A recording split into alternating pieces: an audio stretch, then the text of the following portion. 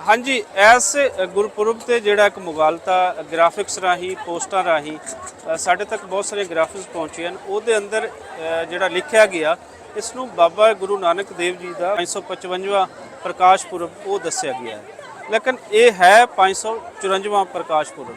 उन्होंने पोस्टर राही मेरे तो भी गलती हुई जो मैं अपने टिकटॉक अकाउंट से मैं 555वां कहता, लेकिन उस तो बाद मैं सोचा कि 550वां जो बर्थडे सैलीब्रेशन है उस हिसाब नाल अगर देखिए तो 554वां बनता है। फिर सालों का मैं हिसाब किया तो 554 ही बन रही है।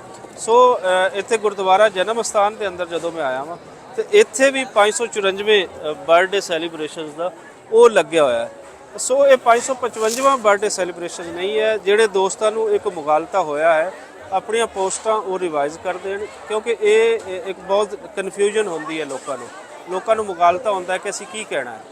सो बाबा जी के बारे कोई भी चीज़ है तो वो अथेंटिसिटी जी है वो सारे मित्रों को करनी चाहिए है। इस वेले जिथे तुसी पिछे खड़े हो मैं खड़ा हाँ, लंगर इतों मिल रही है लोगों को, कुछ जलेबियाँ वगैरह तो वो सारा कुछ मिल रही है।